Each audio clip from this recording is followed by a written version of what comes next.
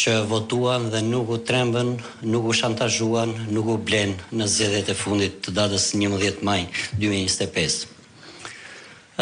Falënderimi radhës nga unë, megjithëse jemi takuar me secilin, vjen edhe për trupin e komisionerëve, të numëruesve, të vëzhguesve, rreth 430 veta nga Dega 7, të cilët administruan një proces me një rezultat që duhet ta themi që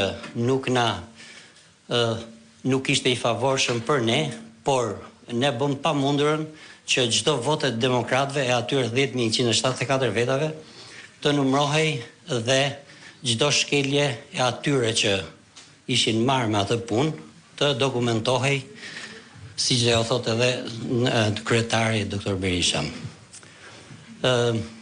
Unë kam një thirrje për secilin nga ju, por edhe për ata që na ndjekin nga ekranet, për protestën e datës së 10 shkurt që na pret.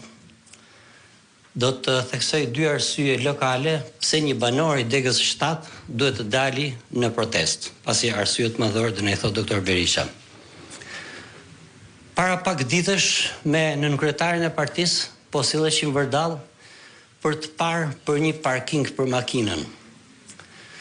Dikush nga ju nuk mund ta besoj, por një parking për makinën e Degën 7 kushton nga 40 deri në 60.000 euro. Kjo fal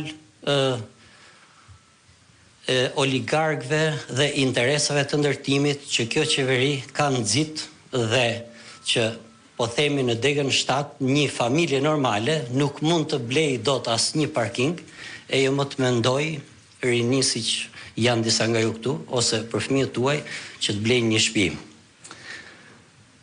Pra, keq menaxhimi ose keq orientimi i tregut, pastrimi i parave të zeza ka quar në çmime marramendse në një pjesë të Degës tonë, i cili është i problem realisht shumë i madh për shumë banorë që duan të ndërtojnë një jetë në këtë qytet.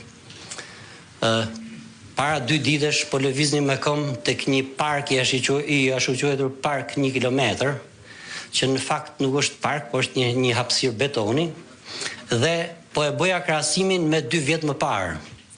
2 vjet më parë aty shisnin një tuf njerëzish me halle natyrisht, shisnin rroba të përdorura. Para 2 ditësh ata ishin shtuar aq shumë saqë e gjithë hapësira fushës së aviacionit, që shumica nga ju e din, ishte zënë nga njerëz me shumë halle, që vërtet ja u dim hallin, por që po shtohen për ditë që shesin rroba të përdorura. Pra, si në gjithë Shqipërinë edhe te Dega 7 kemi këto probleme sociale edhe shumë probleme të tjera të mprehta që do t'i theksoj kryetari i partisë dhe këto theksova ose mendova se mund të jenë 2 nga arsyet kryesore që çdo banor i Degës 7, jo vetëm ato 10.000 veta që kanë votuar PD-n, çdo banor i Degës 7 ka një arsye për të dalë në protestën e datës 10. Faleminderit që më dëgjuat. Faleminderit kryetar. Në vazhdim ja fjalën të deleguarit politik në Degën 7.